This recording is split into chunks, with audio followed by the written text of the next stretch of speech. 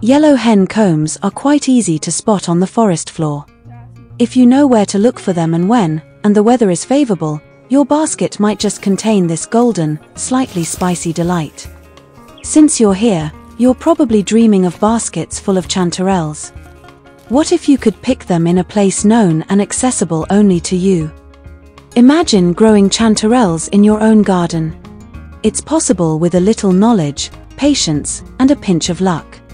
So, I invite you to check out the comprehensive guide to growing and harvesting chanterelles. Unlike other common mushrooms, such as oyster mushrooms, chanterelles require very specific growing conditions.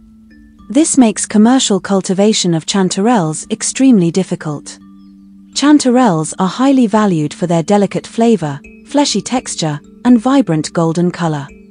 Chefs and food lovers worldwide consider them a culinary treasure. Their rarity and unique flavor make them a sought-after ingredient in various dishes.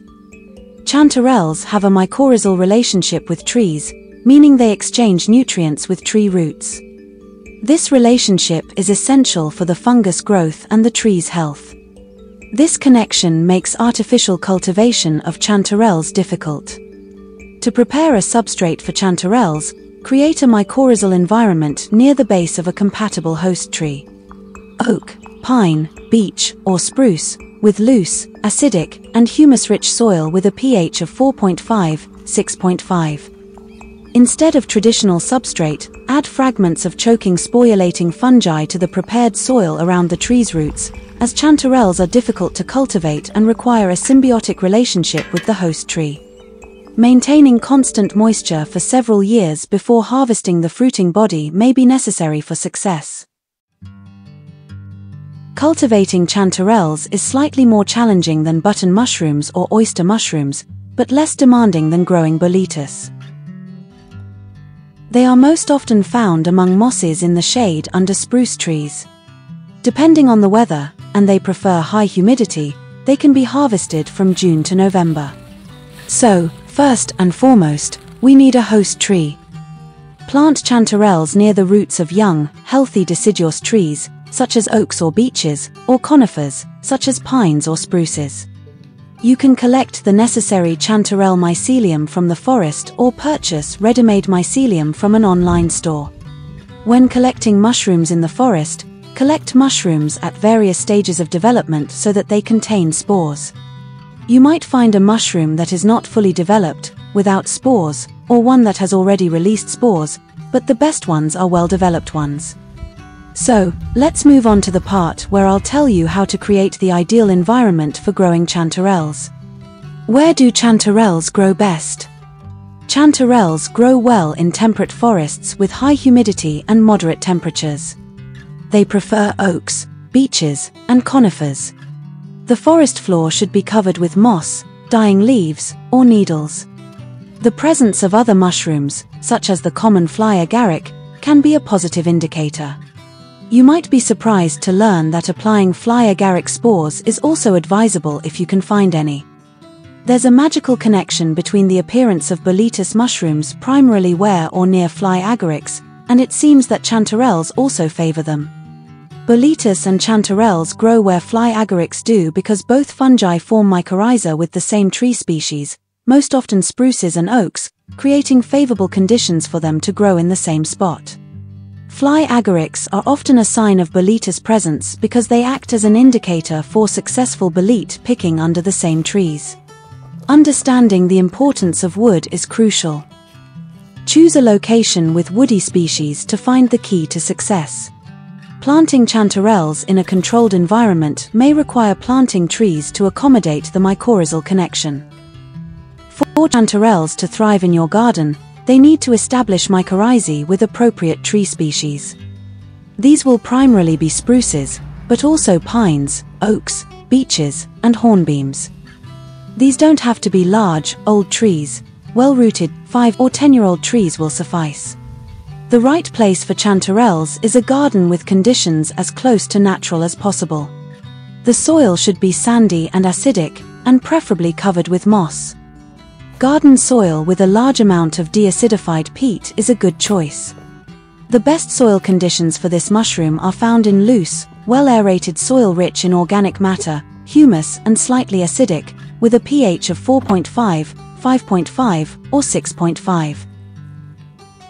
If your soil doesn't meet these criteria, consider enriching it with organic compost and adjusting the pH with sulfur or limestone. To grow wild chanterelles, try to replicate their natural habitat as closely as possible. This may require introducing appropriate tree seedlings, as I mentioned earlier, into your chosen growing location and ensuring optimal soil conditions. Be prepared for a longer wait, as wild chanterelles can take several years to establish and produce fruiting bodies. Additionally, keep in mind that the mycelium doesn't necessarily take root the first time, so to be sure, you can apply spores not just once but, for example, every year.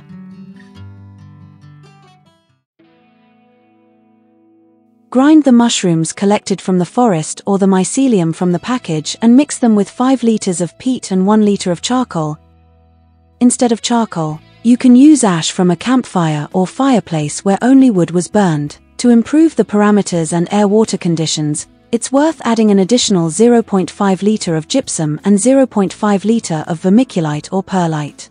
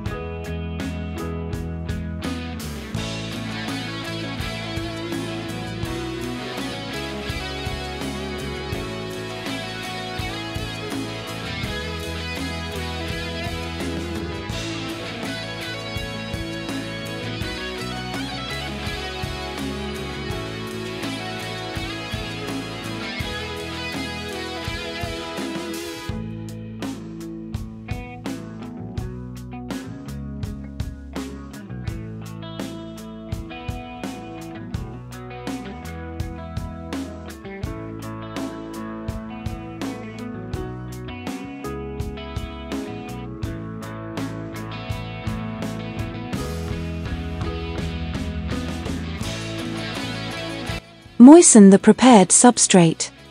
Around the selected tree, prepare holes up to 15 cm deep and approximately 30 cm in diameter.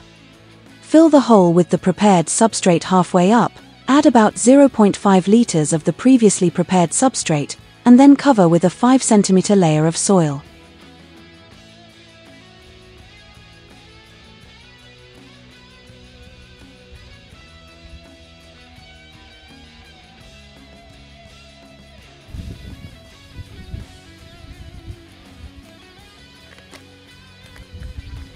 Water thoroughly.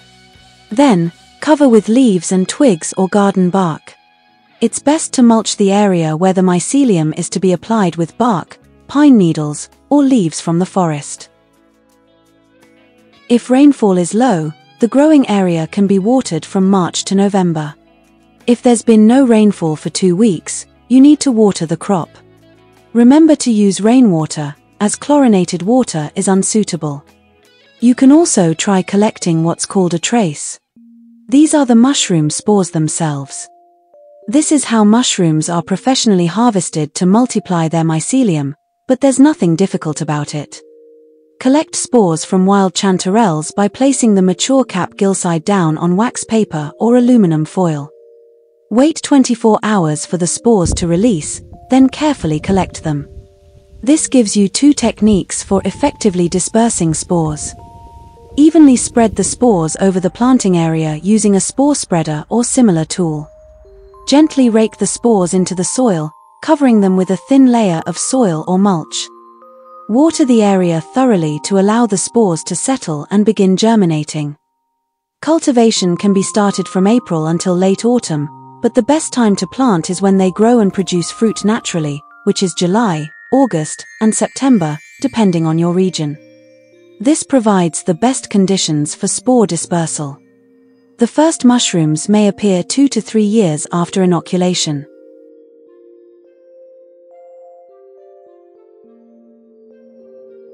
What does monitoring and maintaining a chanterelle bed look like? Cultivating chanterelles depends on maintaining a constant and appropriate level of moisture. These mushrooms are particularly sensitive to the environment, so choosing an irrigation system is crucial for their cultivation. Drip irrigation can be helpful here because it delivers water directly to the soil at a controlled rate, which is ideal for maintaining the constant humidity level required by the chanterelles. It all depends on how much control you want to exert over your crop. Should you rely on yourself or nature? So, ensure constant soil moisture, especially in the first few years after inoculation, to support the development of the mycelium network. However, if you use sprinklers, ensure the water is distributed evenly and does not flood the growing area. Be patient. Understand that creating a chanterelle bed can take several years. The growth time of chanterelle mushrooms can vary depending on factors such as the condition of the mycelium, growing conditions, and weather. Typically, chanterelle mushrooms take 2 to 5 years to establish and produce mushrooms. Are there any other obstacles to successful mushroom cultivation?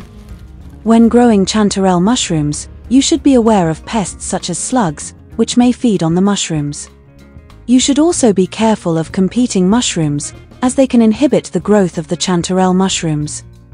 Another factor in cultivation is one that is beyond your control, such as weather, which means yields can be poor even with careful cultivation. Chanterelle mushrooms are ready to harvest when their caps are fully open and the edges begin to curl upward. Be careful not to harvest them too early, as immature mushrooms will not release spores for future generations. How to harvest chanterelle mushrooms properly? To harvest chanterelle mushrooms, cut the stem at the base with a sharp knife. Avoid pulling mushrooms from the ground, as this can damage the mycelium network underground. Handle them gently to ensure the health of your patch for future harvests. Growing chanterelles can be a rewarding hobby for those who appreciate their exquisite flavor and exceptional culinary qualities. Understanding the specific growing conditions these mushrooms require and being patient during their development will allow you to successfully cultivate chanterelles and enjoy the fruits of your labor. With the right knowledge and dedication, after a few years, you will experience the satisfaction of harvesting your own chanterelles. This process offers a rewarding connection with nature and the opportunity to enjoy these delicious mushrooms even more fully.